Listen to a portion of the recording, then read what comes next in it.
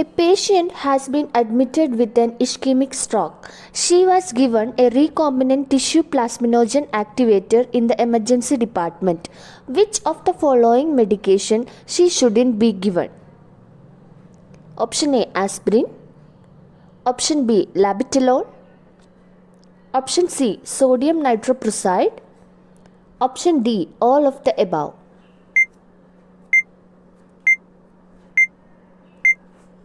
The answer is option A, aspirin. Aspirin should not be given to a patient who has been admitted with ischemic stroke and has already been given a recombinant tissue plasminogen activator in the emergency department. This is because recombinant tissue plasminogen activator is a thrombolytic medication that helps to dissolve blood clots, while aspirin is an antiplatelet medication that helps to prevent the formation of new blood clots. It will increase the risk of bleeding complications. Which nursing intervention can help prevent sharp spikes in intracranial pressure and surgical hemorrhage? Option A, give fluid restriction. Option B, help with breathing exercise. Option C, keep the head of the bed elevated. Option D, administer an antiemetic to prevent vomiting. The answer is option D, administer an antiemetic to prevent vomiting. Administering an antiemetic to prevent vomiting can help to prevent sharp spikes in intracranial pressure and surgical hemorrhage. Vomiting can increase intracranial pressure due to the increased pressure in the abdomen and chest during the act of vomiting. This increased pressure can also lead to surgical hemorrhage, especially in patients who have undergone neurosurgery. By administering an antiemetic, the nurse can help to prevent vomiting and subsequently reduce the risk of ICP spikes and surgical hemorrhage. A person with 10 years history of alcoholism was admitted to the emergency department. He got the diagnosis of acute pancreatitis. Based on the recent diagnosis, what could be true about the patient? Option A, should be started feeding. Option B, requires to be monitored for hypoglycemia. Option C, the patient is at risk for hypovolemic shock. Option D, should be placed on fluid restriction. The answer is option C, the patient is at risk for hypovolemic shock. The patient is at risk for hypovolemic shock because acute pancreatitis can lead to inflammation and damage to the blood vessels, causing fluid leak into the abdominal cavity. This can result in decrease in blood volume leading to hypovolemic shock. Which of the following is considered to be an absolute contraindication for obtaining an ABG? A, anticoagulation therapy. B, liver diseases. C, arteriovenous fistula. D, low platelet count. The answer is option C, arteriovenous fistula. An arteriovenous fistula is an irregular connection between an artery and a vein. An AV fistula causes more blood to flow through the vein, which helps the vein grow larger and stronger. This makes it possible to repeatedly insert the needles needed for hemodialysis treatment. Taking ABG samples, checking blood pressure and IV cannulation is contraindicated in AV fistula arm because it may lead to blood clotting and subsequent infection in the fistula. Which part of the brain controls the heart? Option A, cerebellum. Option B, medulla oblongata. Option C, neuron. Option D, pons. The answer is option B, medulla oblongata. Human brain is the central organ for human nervous system. The brain is divided into three basic units, which includes forebrain, midbrain and hindbrain. The brain stem networks controls the blood pressure and the heart rate, which includes medulla oblongata, pons, midbrain. The medulla oblongata plays an essential role in passing messages between the spinal cord and the brain, and it is also essential for regulating cardiovascular and respiratory system. A client in shock receiving dopamine hydrochloride by intravenous infusion. The nurse should have which of the following medications available for local injection if IV infiltration and medication extravasation occurs? Option A, vitamin K. Option B, phentolamine. Option C, atropine sulfate. Option D, protamine sulfate. The answer is option B, phentolamine. Phentolamine acts to block the activity of alpha receptors and subsequently will help relax vascular smooth muscles. This will improve circulation in the area of extravasation and thus decreases ischemia and cell death of underlying tissues. To prevent the complications of immobility, which activities would help the nurse plan for the first post-operative day after a colon resection surgery? Option A, turn, cough and deep breathe every 30 minutes around the clock. Option B, get the client out of the bed and ambulate to a bedside chair. Option C, provide passive range of motion 3 times a day. Option D, it is not necessary to worry about the complications of immobility on the first post-operative day. The answer is option B, get the client out of the bed and ambulate with a bedside chair. Ambulation helps to prevent complications of immobility after colon resection. Early mobilization aids in preventing post-operative complications such as atelectasis, deep brain thrombosis, etc. It promotes circulation and respiratory function, contributing to a quicker recovery. Which of the following is a primary purpose of maintaining NPO status for 6 to 8 hours before surgery? Option A, to prevent malnutrition. Option B, to prevent electrolyte imbalance. Option C, to prevent aspiration pneumonia. Option D, to prevent intestinal obstruction. The answer is option C, to prevent aspiration pneumonia. Maintaining NPO or nil per oral status before surgery helps to prevent aspiration pneumonia. With an empty stomach, the risk of regurgitated gastric content entering the lungs during anesthesia induction is minimized. Which of the following drug is administered to minimize respiratory secretions pre-operatively? Option A, diazepam. Option B, Phenargan. Option C, atropine sulfate. Option D, Demerol. The answer is option C, atropine sulfate. Atropine sulfate is administered pre-operatively to minimize respiratory secretions. This helps maintain a clear airway during surgery and reduces the risk of respiratory complications. Atropine is an anticholinergic agent that blocks M3 receptors to reduce secretions. Which of the following is a dangerous complication during induction of spinal anesthesia? Option A, cardiac arrest. Option B, hypotension. Option C, hyperthermia. Option D, respiratory paralysis. The answer is option B, hypotension. Hypotension is a potentially dangerous complication during induction of spinal anesthesia. It can lead to inadequate perfusion and oxygenation of vital organs, requiring prompt intervention to stabilize the patient. Spinal anesthesia-induced hypotension is caused by arterial and venous vasodilation resulting from the sympathetic block along with paradoxical activation of cardioinhibitory receptors. The patient had undergone spinal anesthesia for appendectomy. To prevent spinal anesthesia-related headaches, the nurse should place the patient in which of the following positions? Option A, semi-fowler's position. Option B, flat on the bed for 6 to 8 hours. Option C, prone position. Option D, modified Trendelenburg position.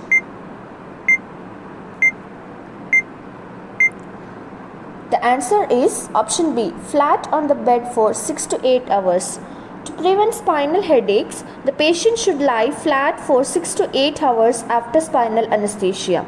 This position allows the puncture site to seal properly, minimizing the risk of cerebrospinal fluid leakage and subsequent headache. The refractive error caused by the curvature of the cornea and lens is called as option A, emmetropia, option B, astigmatism, option C, myopia, option D, hypermetropia.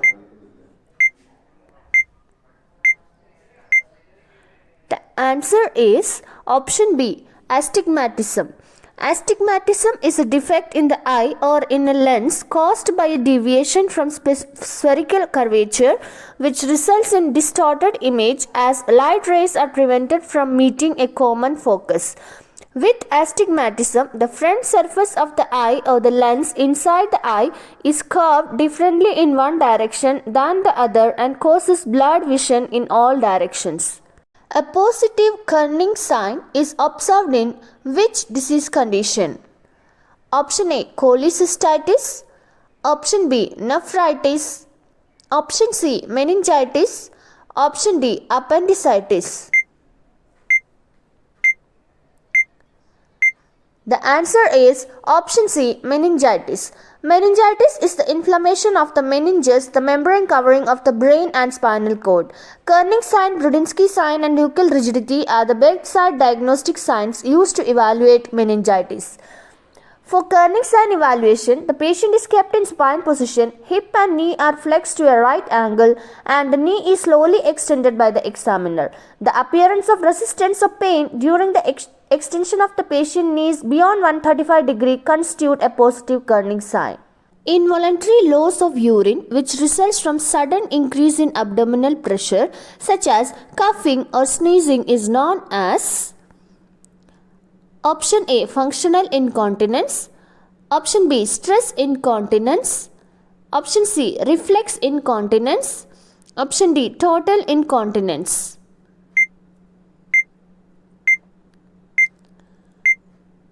The answer is option B, stress incontinence. Stress urinary incontinence is the involuntary sudden loss of urine secondary to increased intra-abdominal pressure that is affecting the patient's quality of life. Physical activities precipitating stress urinary incontinence include laughing, sneezing, straining, coughing and exercising. Patient may refer to a sudden loss of urine as leaking, dripping or flooding. The causes include loss of support from pelvic floor muscles and connective tissues and neuromuscular damage from previous pelvic surgeries. A 40 years old lady comes with pheochromocytoma and the most characteristic symptom is A, orthostatic hypotension, B, weight loss, C, sweating attacks, D, paroxysmal hypertension. The answer is option D, paroxysmal hypertension. A pheochromocytoma is a rare tumor that grows in an adrenal gland. Pheochromocytoma is a catecholamine secreting neoplasm of adrenal tissues.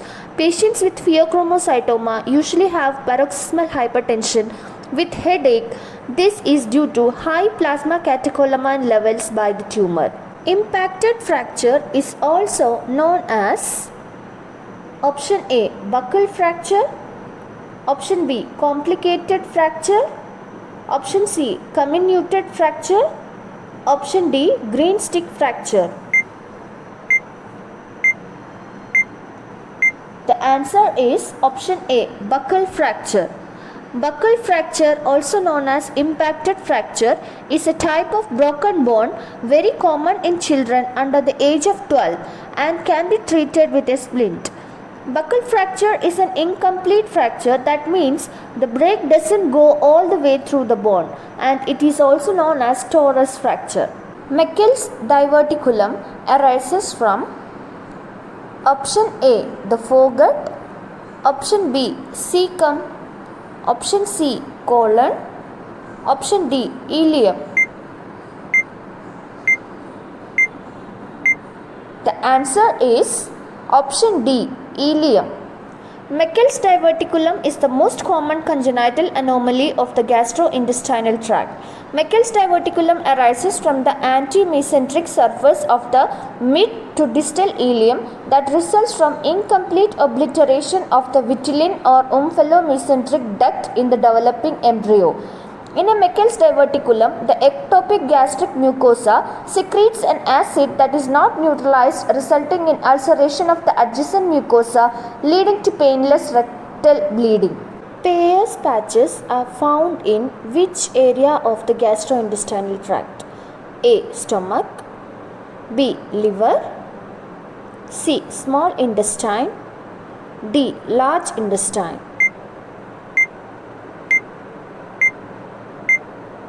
The answer is option C. Small intestine. Peyer's patches are series of small lymphoid organs situated in the wall of small intestine. Peyer's patches contain a variety of immune cells, T cells, B cells, macrophages, and specialized cells called M cells. Specifically, they reside within the lamina propria and extend into the submucosa of the ileum. It acts as the immune system's first line of defense against microbial and dietary antigens. Bestiality is also known as option A. Social phobia, B. Zoophilia, C. Pedophilia, D. Zoophobia. The answer is option B. Zoophilia. Zoophilia or bestiality is a paraphilia in which a person experiences a sexual fixation on non-human things that are animals. Diagnostic test used for typhus fever is option A. Mantoux test, option B. Dick test, option C. Schick test, option D. Wheel test. The answer is option D. Wheel test. Wheel Felix is a non-specific agglutination test which detects anti-rickettsial antibodies in the patient's serum.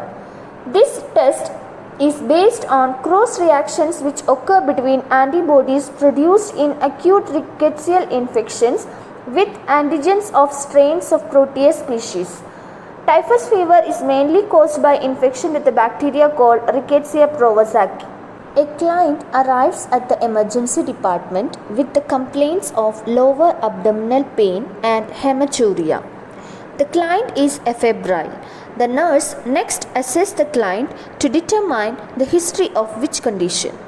A. Pyelonephritis, B. Glomerulonephritis, C. Trauma to the bladder or abdomen, D. Renal cancer in the client's family.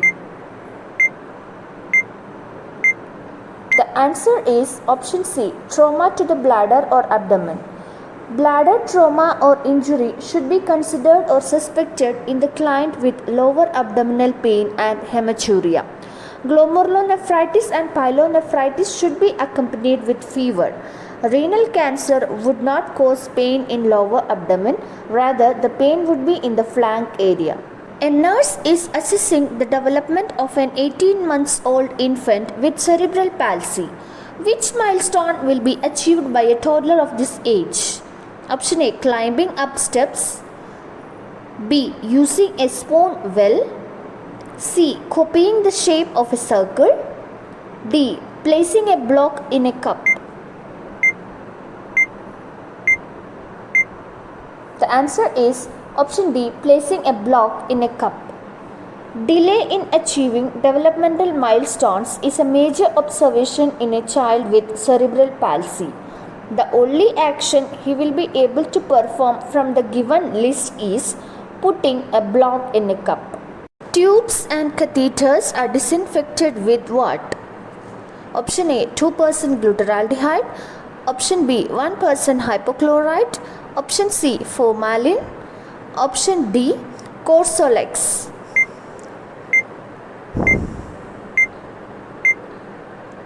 The answer is option A, 2% glutaraldehyde. Glutaraldehyde is non-corrosive to metal and does not damage lensed instruments, rubber or plastic. 20-minute exposure to 20 degrees Celsius is the minimum time needed to reliably kill Mycobacterium tuberculosis and non-tubercular mycobacteria with 2% glutaraldehyde. Glutaraldehyde solutions are relatively inexpensive, non-corrosive and can be used to disinfect rubber, plastic and endoscopic equipments. The nurse is caring for a client with the diagnosis of gout. Which laboratory value would the nurse expect to note in this client? A. Calcium level of 9 mg per dl. B. Uric acid level of 8.6 mg per dl. C. Potassium level of 4.1 mg per dl. D. Phosphorus level of 3.1 mg per dl. The answer is option B, uric acid level of 8.6 mg per dl. In addition to the presence of clinical manifestations, gout is diagnosed by the presence of persistent hyperuricemia with uric acid level higher than 8 mg per dl. The normal value is 2.5 to 8 mg per dl. A client has just been admitted to the nursing unit following thyroidectomy. Which assessment is the priority for this client? A. Hypoglycemia. B. Level of hoarseness. C. Respiratory distress. D. Edema at the surgical site. The answer is option C. Respiratory distress. Thyroidectomy is the removal of thyroid gland which is located in the anterior neck. It is very important to monitor airway status as any swelling to the surgical site could cause respiratory distress. Although all the options are important for the nurse to monitor, the priority nursing action is to monitor the airway.